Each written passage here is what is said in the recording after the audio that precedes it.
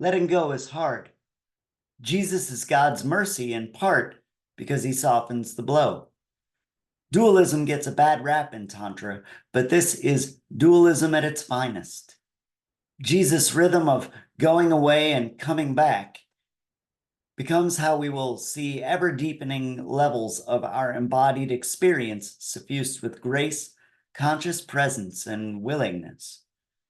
In John 16, Jesus says things like, "It is to your advantage that I go away, for if I do not go away, the advocate will not come to you." Jesus spends his life living and dying in history, then rising again within each believer through the Spirit. When I was a newcomer to spirituality, my thoughts were exceedingly rich. I gave them way too much importance. In a way, it was Jesus rising in my thoughts, then going away. I entered the monastery and gradually learned the truth that my thoughts were all about gluttony, greed, sloth, sorrow, lust, wrath, vanity, and pride, and that falseness cooperated to project an ego. It softened the blow of reality that Jesus had ever seemed present in my thoughts. But eventually I was ready to deal with them as they are. And that keeps happening. Lately, Jesus has been helping me cultivate a positive relationship with pain stored in the body. He's been connecting me positively to strangers whom I see constantly, daily. In the form of thought, he'll appear and disappear, slowly teaching me that strangers are Jesus in disguise, that pain is just sensation. Should there come a time later that he feels less present there, I won't be surprised. Tradition has called that sort of thing dark nights of various kinds, and that has an undeserved negative connotation. Nights are kind, it's only egoic attachment to light that makes the dark scary. The word says, "The day and the night are both alike to God, and he will train us to treat day and night, perceived connection to and felt disconnection from the divine quantumously." Jesus is trying to put the cookies on a lower shelf for us. His rhythm of appearance and disappearance is as much a training in healthy devotion as it is anything else. Jesus makes a number of predictions around how ego will act. Superego likes to divinize our selfishness instead of learning the lesson. When we see others or ourselves acting selfishly, even though it's a negative lesson, it's part of the curriculum nonetheless. He says, "They will put you out of the synagogues. Indeed, an hour is coming when those who kill you will think that by doing so they are offering worship to God." Christians, as much as anyone else, have a tendency to imagine their judgments as an accurate portrayal of God's, even though the teacher said, "Do not judge," and "give up self." Jesus says that mistake will occur, and when it happens, we spend time being ashamed instead of allowing it to affirm our faith. Christ's groundedness in being is what allows us to witness the psychologically purgative mess our thoughts become. It purifies the superego's doubled down selfishness and verifies that we're on the way, witnessing our faults straight on, bearing it because he did as a way of being with him is an exquisite offering, but it's hard to do without efforts to whitewash our own tomb or concentrate on the speck in others' eyes to the denial of the log in our own. There's a section where we see a search for meaning. The disciples ask, "What does he mean when he says, 'A little while and you will no longer see me, and again a little while and you will see me'?"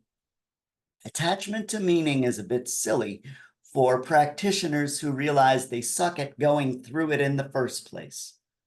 But that whole dance can correct a great number of our meta concepts.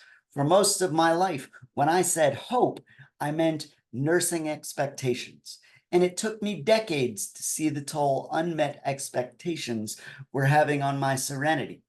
If we can stand to see how superego co-opts grace, then we realize why the world is wrong about sin, righteousness, and judgment. Jesus says the world is wrong about sin because they do not believe in me. We tend to say Jesus died to take away sin while we're still doing it. I'm not here to throw stones at anyone's deeply entrenched habits of sin. My own cause too many problems, but failure to care for thought, emotion, sensation, and energy, the layers underneath action, is a failure to install and find Jesus there. Jesus says the world is wrong about righteousness. He says, because I am going to the Father and you will see me no longer. We think people who act righteously have a sort of blissed out 24/7 contact with Jesus. Still worse, we have the capacity to act like we have 24/7 access to Jesus. In reality, Jesus went to the Father long ago, and righteousness is the result of very tough decisions. If no divine help were coming, how would I help myself, etc.? Jesus says the world is wrong about judgment. When we make judgments, we're imagining ourselves to be thinking and acting as the Father thinks and acts. In reality, judgment is a self-righteous bid for control, an effort we're asking divinity to rubber stamp. But that will always be a bad move. The ruler of this world has been condemned. Seeking to share his authority will gain us a similar sentence. The deeper truth is life is suffering for the unjust and for the righteous alike. The teacher bore suffering, the students will have to also. Merit doesn't enter into the picture. We need to be able to bear that burden whether or not it's fair. The deeper question is, when we are suffering, can we be compassionate?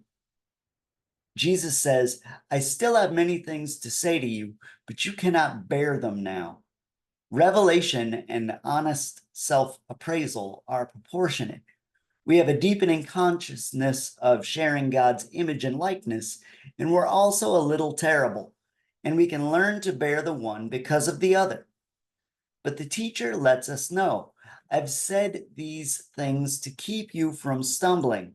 You will leave me alone. Realizing that we've been wrong about sin and righteousness and judgment our entire life seems like it'd be an egg on our faces moment. Being gradually re-educated, though, is exactly what's supposed to happen. To stumble, in this case, is to return to thinking that spirituality is supposed to consist only of what we're attracted to. Instead, we're called to everything. Part of joy being complete is realizing that it's impermanent and changing. Thomas Merton said, the man who learns in solitude and recollection to be at peace with his own loneliness, such a one is alone with God in all places. There were echoes of rejection, places where the teacher himself seemed to reject our desire to follow. Mark's gospel says, go home to your family and friends and tell them all the good that God in his mercy has done for you. And I don't know, maybe we felt bamboozled a bit. Rejection is sure to cause grief, not gratitude. In the end, the teacher says, the hour is coming, and indeed it has come, when you will be scattered, each to his home. Ultimately, we're forced to admit it was ego that disoriented us, not the teacher. It was the logos that scattered our pride, not Jesus. Jesus says, I have said this to you so that in me you will have peace. A world infuriatingly peppered with jerks remains. In Christ, and we can be nowhere else, the perspective flip is as inevitable as our egotism is temporary. We may yet find the words of Psalm 65 coming from our own mouths. The earth is full of the goodness of the Lord. May we throw up fewer roadblocks to the truth.